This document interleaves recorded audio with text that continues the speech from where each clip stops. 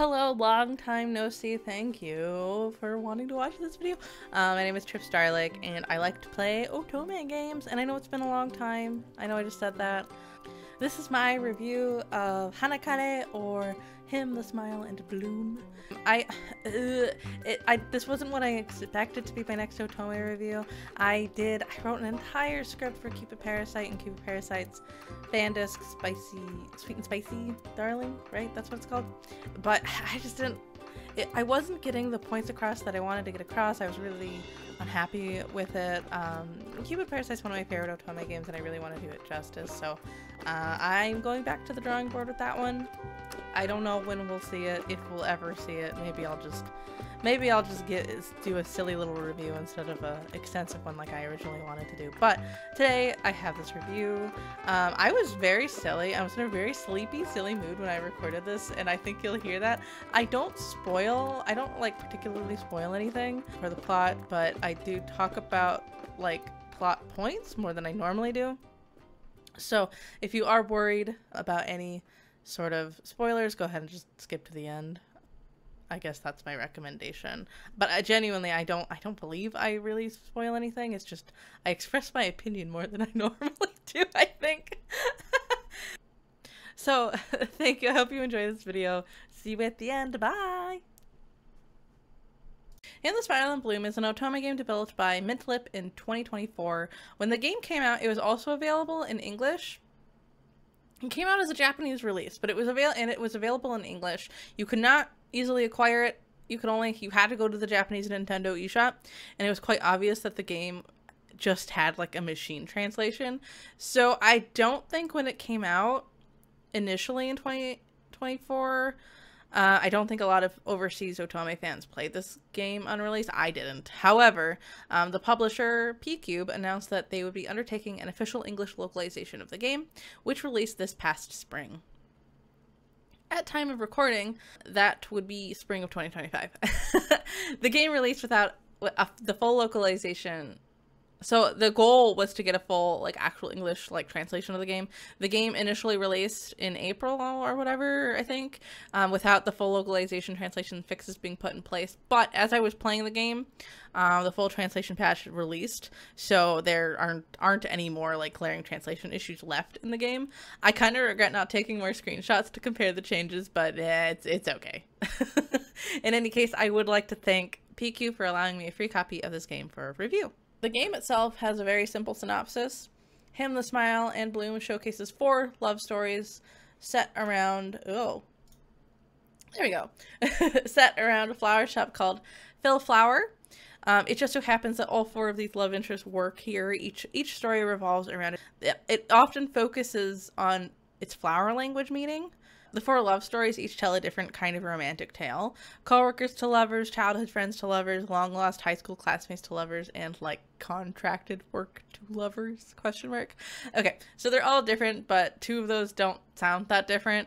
The game is based on a popular drama CD of the same name, although its portmanteaued in Japanese name is Hanakare, so I'll probably refer to the game as that as well for the rest of the review. I don't think I'm going to call it Him, the Flower, and Bloom, because it just doesn't really roll off the tongue as well as Hanakare. One of the main, like, the only really unique aspect about this game is that Hanakare has not just 1, but 4 different main character heroines. They are each robustly their own character, with their own personalities, backstories, and goals. I'll get more into them when I talk about the individual routes, but I thought I would mention it now since there are 4 love interests and 4 main characters. Usually I talk about the music. I don't have much to say about the music. It was perfect for this game. Nothing ever felt out of place. It leaned into the more cozy, relaxing nature of this game. It's nothing super impressive, but it worked perfect for this game. The art, however, features one of my favorite Otome artists, Yuya. I just really like their art style, and their CGs never let me down. This was true of Hanakare as well. It kind of leads me to my next point. This game is actually really short.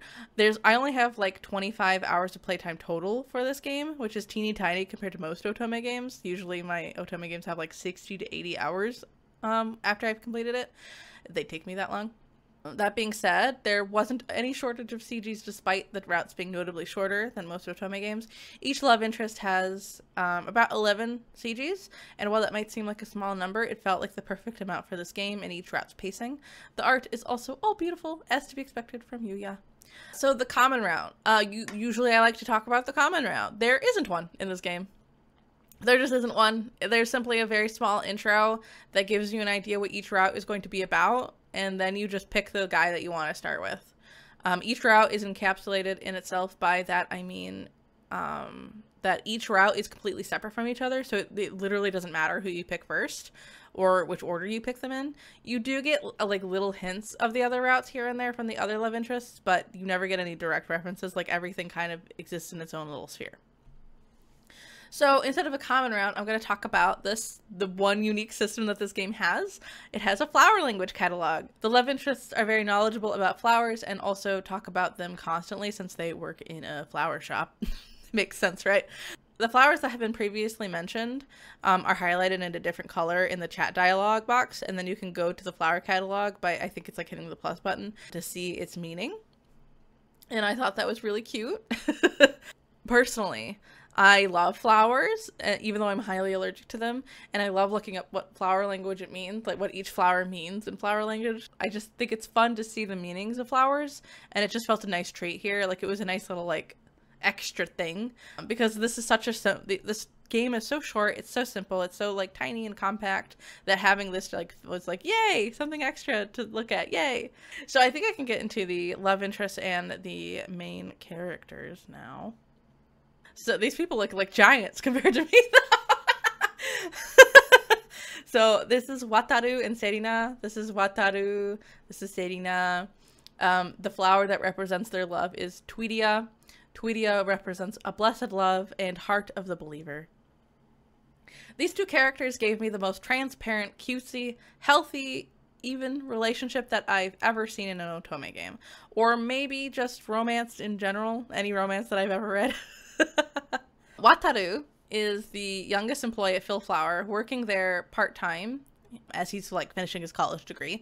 Serina also works at Philflower and is his senior at work. The two have a junior-senior relationship, and Serina is a couple years older than Wataru, but he doesn't care. Wataru exudes an energetic puppy dog energy that complements Serina's more dependable, steady air to her. And it was great seeing them fall in love. The two are really a shining example of a couple being completely open to their communication with each other. Any hurdle they come across, they were able to climb over it smoothly because they were honest with each other. And in many instances, I may say this is a little boring, but this is Hanekare, where each route is kind of like a mini vignette of a couple's love story, and it really worked for me. Plus, Wataru and Serina are very lovable, making it an entertaining experience. The next couple are Ginosuke and Ami. The flower that represents them is the mimosa, which means secret love. Ginosuke and Ami give off this co-workers to lovers vibe with spice, I guess. Gin is known as being the poster boy at Philflower with his good looks, high skill, and attention to detail in his florist work. He doesn't take dating very seriously and has had, or may still have, several casual relationships with various girls around town. Ami works as an interior designer and is heading the renovation of the Philflower branch where Gin works. One thing leads to another, and the two end up working closely on the renovation, and as a result, their hearts grow closer. That was extremely corny of me to say, but I found this route to be refreshingly natural in its dialogue. The two don't shy away from discussing their feelings on love, and although some of these discussions lead to some communication errors that almost had to be side-eyeing Gin in this route, I found that everything resolves pretty satisfyingly, and Gin more or less makes up for his kind of weird mistakes that he made. Gin is also a little spicy and sassy, and I always find that to be fun. Ginosuke is kind of like the trope that happens in a lot of Otome games, where he's like he's such a playboy, he has so many girlfriends, and then you find out that that's like, is that really the truth? And the answer is oftentimes no. And with Gin, the answer is not no, but it's not yes. He's more complicated than that. And I kind of appreciate that nuance that they somehow shoved into like this pretty short route. And so yeah, I like them. Third couple we have is Hokuto and Fuka. This is Hokuto, this is Fuka. The flower that represents them is the anemone. the purple anemone in particular, which means I believe in you and I will wait for you. But the red version means I love you. So, I mean, that's pretty straightforward. These two fulfill the childhood friends to lovers trope in this game. I will be transparent and let you know I don't really like this trope. It seems... To me, the trope is very tried. It's tried? It's very tired. Like, tried as in, like, people try it all the time. People do it all the time, like every freaking game. It's just tired and very expected at this point to me. This route did surprise me, however. Just not in a good way. I was having a pleasant enough time of this relationship. Fuka is adorable. I love her. She has the strongest personality of all the 4 main characters, and Hokuto comes off as being like a reliable older brother-like character, always looking out for Fuka, and I thought I knew how this conflict would start. I thought I knew how the conflict would resolve. I was very wrong. Hokuto is scummy. He does something that would make me so angry. He does something that made me so angry. I just glared at him for the rest of the game. And other characters in this game do give him crap for doing what he did. And like, he doesn't do anything super crazy. Like, he doesn't commit a crime. He doesn't commit anything like super bad. It's just like, bro, that's gross. Bro, that was gross kind of thing to do. So I do not like Hokuto. I like Fuka a lot, though, and I think she deserves better. She should not hang out with him. I don't like him. I don't like him at all. He made me so mad. And, like, in every other route, he's just, like, a really chill guy.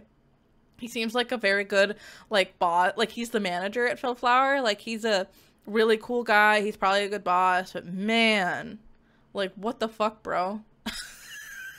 For our last couple, we have Tenya and Miku. This is Tenya. This is Miku. Their flower to represent them is the Nandina, which means my love will only increase. So we finally have Tenya and Miku to represent this, like, we left an impression on each other in high school and then we went our separate ways, but now fate has brought us back together again kind of story. Tenya is quiet and he seems a bit aloof at the surface level, and Miku is cheery and dependable but secretly suffering from intense imposter syndrome and anxiety.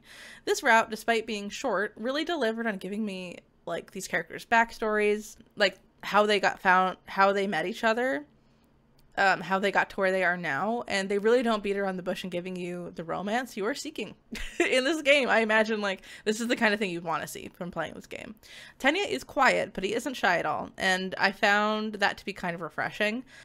I know this is true of a lot of people in reality, but you don't see it a lot in Otome games. Like, where people, like, usually if it's a character that's quiet, they seem very shy.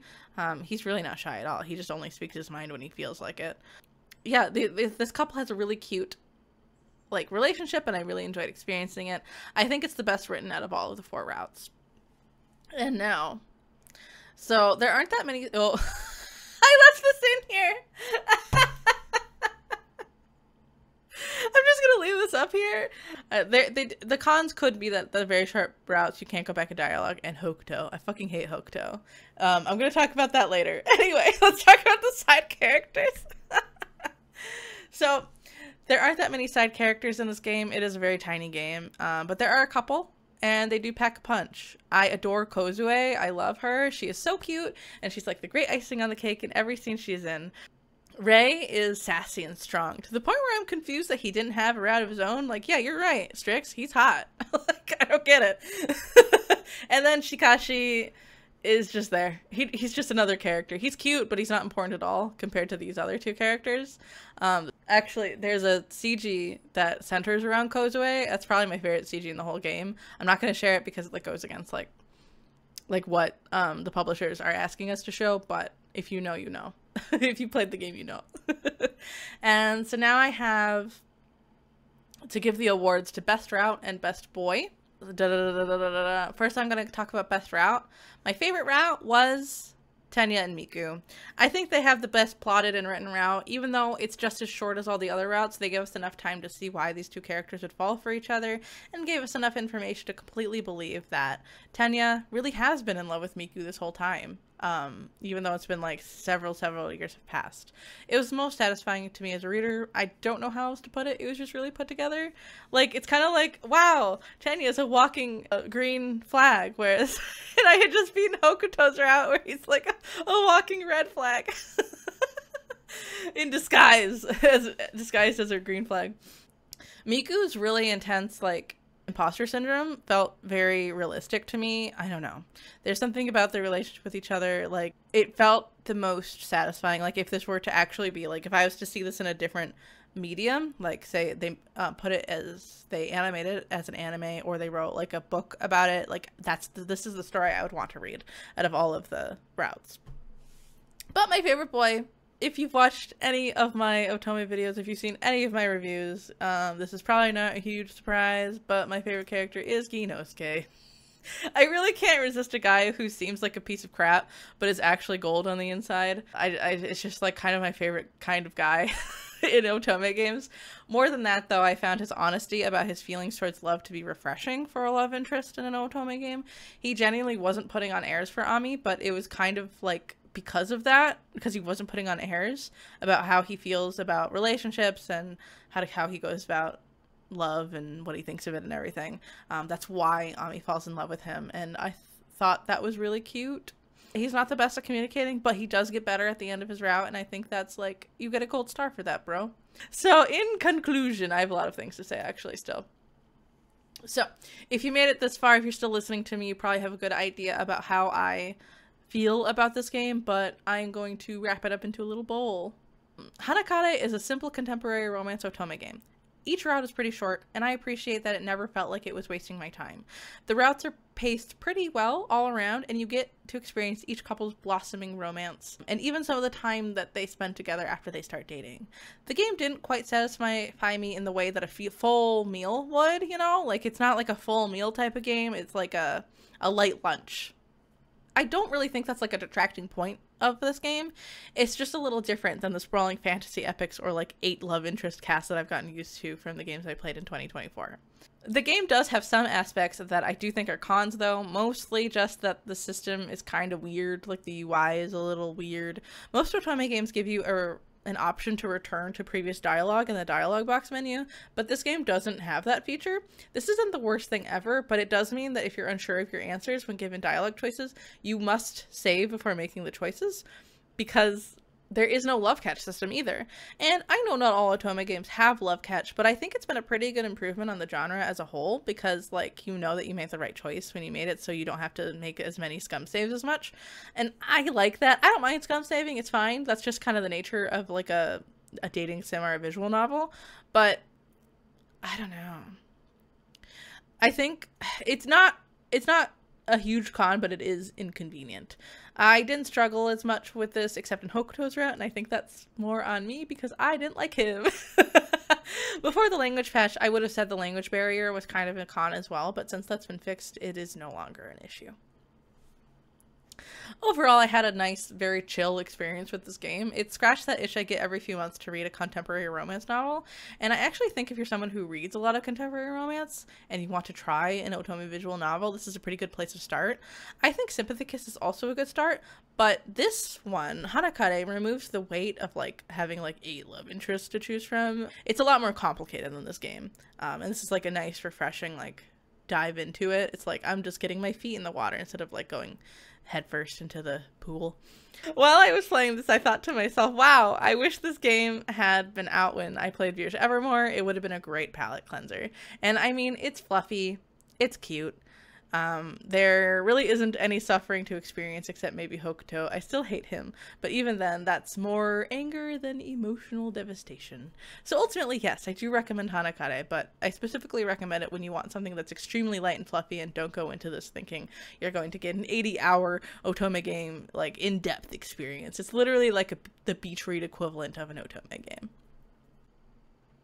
Wow, you made it this far! Thank you so much for watching this video. I hope you enjoyed this review of Hanakare, or Him, the Smile and Bloom. I had a good time with it, and if you pick up the game, I hope you do too. Now, full transparency, I am working through a monster of an Otome game next, and I will have big review plans for it. Honestly, I really do, and I want to do this game justice. It's Jack John, and it's one of the most, I think it's one of the most beloved Otome games. That's slightly controversial. I either hear people love it or they really don't like it, and I don't know. I feel compelled to give it a thorough review because that's what it deserves. So that's probably what you'll see next from me for Otome Reviews. I am still doing a to be read, like a TBR reading challenge for the year as well. If you have if you're interested in just like regular novels as well, and I have a book club too. So those VODs will still be going up regularly. That's not really. I am deep in Jackson. I'm getting ready to start scripting, so hopefully it won't be too long till that video comes out. Thank you again for watching. Like and subscribe if you wanna. Have a good day. Bye.